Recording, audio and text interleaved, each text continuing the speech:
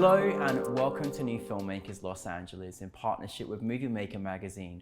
My name is Danny DeLillo. We're here at the South Park Center. I'm delighted to join Rani with her movie, And Now I Lay Me Down. Let's take a look at the clip.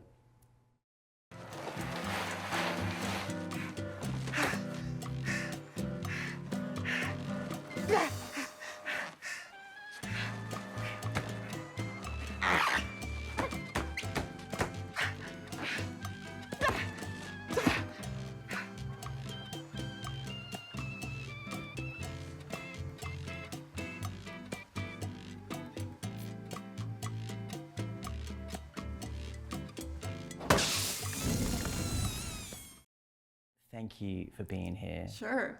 Thank you for bringing your extraordinary film. I loved it so much. Hey. I really did. Oh, and good. It was so great being in the audience last night because everyone was just loving it. Oh, good. But for those that haven't seen it, tell us a little bit about the film. My film is called And Now I Lay Me Down. It is a story about aging and existential dread. Mm-hmm. It is a dark comedy. It is about a wealthy aging actress named Celia Dalvey who tries to arrange her perfect last day on Earth, and it doesn't go quite as planned. A brief examination of wealth and entitlement mixed with sorrow and self-pity on her way to newfound enlightenment. You did, and Cheetos. Cheetos, yeah, don't forget the Cheetos. Yeah. I hope they sponsored you because it was brilliant. You did the epitome of a brilliant dark comedy. Like, it was just like so good. And you know, I was sitting next to a really good friend of mine who's won multi-Emmys and been there, and she said, I love a film in the first shot. I was captivated. Oh, great. You know, and we would talk about your film for so long afterwards. Oh, really? And I just want to say credit to you because this film was beautifully shot. It was beautifully acted with we talk about the wonderful lead star you had and the wonderful ensemble. Where did this idea come from, Ryan? Where did it all come together? Sure. Well, I really lucked out with this idea, and this idea it came to me in a vision. I was having like the worst day ever. I had just lost part of my nose to skin cancer. My career was at a standstill. And on this particular day, I allowed myself to fully experience the pain I was dealing with. I didn't mask it. I just embraced the suffering. In other words, I had a meltdown. I allowed myself to have a meltdown. And after this, I meditated for about 20 minutes. I got up and I had a vision. And I saw the entire film flash before my eyes. Wow. I just got the chills. And I knew I would make the film, and I knew it would change my life. So really, it's like Joseph Campbell talks about the dark night of the soul being followed by revelation. And that's what happened to me. So it was really like this idea of losing my looks overnight, and my career sort of falling apart seemingly inspired this story. Wow. Yeah. Wow. I mean, isn't it amazing that this film came on like a horrible day? Yes. No, but that's the thing. I mean, and really, like, I had 12 surgeries after that over the course of 2 years, but I was totally fine. I didn't care about it at all because I knew I was going to make this film, and the film sort of carried me through all of that. It's funny, really, because I think as creative people, so much comes from healing and through our work and our creativity. And in this case, it really did carry you through like almost like its own medicine, right? Absolutely. Yeah. Absolutely. And the vision that you had for this film though, like it was like, I just felt like I watched the perfect short film. Like, but I always didn't want it to end. Like that's the thing, I was left in this world and I did not want it to end. And I was captivated from the way, the production design, the way it was shot. And let's go right into it, because when you've got someone that can lead your vision the way that she did, like I couldn't imagine anybody else playing her. I know. How did you go about creating this particular character, but then how did you go about bringing this wonderful cast together? Right. Well, I didn't know who was going to play the lead. My EP suggested Jane. She had gone to Yale, and Jane had gone to Yale. They weren't in the same class, but Christina, my EP, Christina Sibyl, I should say, had been to a fundraiser at Jane's house. And what made her think of Jane for the part was actually Jane's house. Something about Jane's house reminded her of the part. And then, of course, Jane is a brilliant comedic actress. She was nominated for an Emmy every single year she was in Malcolm in the Middle for Best Actress in a Comedic Role. So she suggested Jane. And I had never watched Malcolm in the Middle. I started to watch it, and I immediately became obsessed. And it's really hard. Once you get obsessed with an actor in your film, it's really hard to lose the attachment. You know, I was like, oh my God, this woman has to play this part. I got really into it, and I wrote Jane a letter. I sent it to my EP. She got it to her manager. They got everything to Jane. I had to submit, a film as well. They're not just going to let some random person. And Jane responded. She loved it. And before you knew it, I was in a Zoom with her. And this experience does feel magical when it happens. It is surreal to have someone in your mind. It's just me by myself with my little short. And then suddenly I'm Zooming with Jane. And the first time we Zoomed, we both had laryngitis and sounded like frogs. So that was our first, we were both like, and it was really funny. It was the first time we met, and I just loved her immediately. And so I lucked out, and it was just a beautiful connection we had. You really get to see through this performance the tiny nuances that she does as in comedy through her eyes, her expressions. Like, they're the most subtle, but you're hysterically laughing because you're just like, this is unbelievable. Or you're feeling her pain. And she's still able to display her pain in this like comedic, but yet dramatic experience. So you've gone through that journey, you both had laryngitis, you poor things. Because this is a very, very strong role for an actor and a really great opportunity for a director to work with the actor. What was the experience like for you as a director working with your actors, and what's your process? Sure.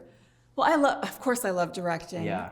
And I would say I'm classically trained. Someone asked me what that meant recently, and what that means to me is just like how an actor would train at a conservatory in terms of like how I break down a script. I find a lot of times new directors don't know about, theater training or classical theater training, or what is a beat, or how to direct an actor using active verbs and whatnot. But immediately I will, before I direct a scene or for the day, it's like, okay, what's the event of the scene? But I was thinking that you might ask me this, and I want to answer you with specifics, because I think that's so much more helpful to hear a director speak in a specific kind of language. Yeah. So I'll give you an example, which is a scene where Jane, the main character, lets her staff go. She gives them gifts, and she lets them go for the day because she plans on offing herself. Yeah. She can't do that with her help present. So there are 3 other characters in this scene. Her assistant, Maya, played by Sheena Nielsen, her maid, played by Alejandra Flores, and the gardener, played by David Guerra. They're small parts, but just because they're small parts doesn't mean they don't need direction. No. So I'm going to tell you what I told each one of these people before I directed this scene, because I remember. So I told Sheena, and they all have very little dialogue. I told Sheena her relationship with Celia, the main character. I told her that she hates her job. She's been looking for a new job for 3 months, and she can't find one. She's close, but she needs to keep this job until she finds a new one, and she's over it. I told Alejandra, the maid, that she's terrified of Celia, and she avoids her and tries to never be in the same room as her. I told David Guerra that he is kind of like the hero of the story, actually. He is self-satisfied, and he tries to pacify Celia. He's always trying to remind her of the inherent beauty in life. He shows her flowers. He's always trying to calm her down. So that's what I told them. And now when they enter the room, they know who they're dealing with, and they know how to react to her. Yes. So I told Celia, she knows who she is, because we've already talked about her character, but my direction for her in this particular scene was to make a party. I love it. I'm so glad for anyone out there, filmmakers, that was a really good session to learn, what a director does, because the wonderful thing is that I felt such a strong sense of story with each of the characters, and that's because of the work that you put into those characters, no matter how big or small that part was. So I'm so glad you felt that, because I felt for all the characters, and sometimes there's not enough context or detail in characters. People just think, if it's one line, that it doesn't mean so much, Right. It's easy to overlook things, but you feel it. Even if there's a small part and there's not a reason for them to be there, or they don't have clear motivation, you feel it, and it takes you out of the film. It does. And actually, one of my favorite moments is in that scene, which is when she just suddenly knocks herself on the chandelier. Like, I just love that moment. It's so brilliant. Like, you know, it really is. This film takes you on a journey, and it's 1 minute you're laughing, the next minute you're feeling her intense pain, the next minute you're like, what is she doing now? You know, you are taking us on this journey where you don't know where this character's taking next, which what makes it so interesting. It's a really hard question because there's so much in this film, but what did you want your audience to experience from it? I think I'll have to go to the theme, and which is through self-introspection, you can heal yourself. And I don't know if I don't expect someone to walk away and think, oh, through self-introspection, I can heal myself. It's without words, you know, but that would be the feeling.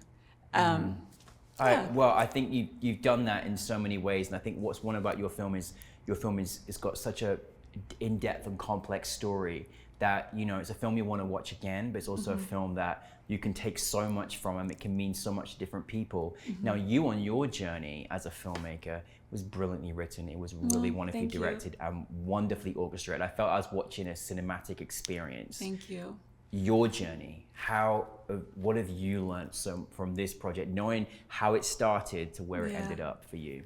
Gosh, so many things. I mean, every time I direct something, afterwards, I make a Word doc about everything I learned, because you forget, and there's such a high learning curve when you make something. I would suggest everyone do this, and you will not have a shortage of things to write, I promise you.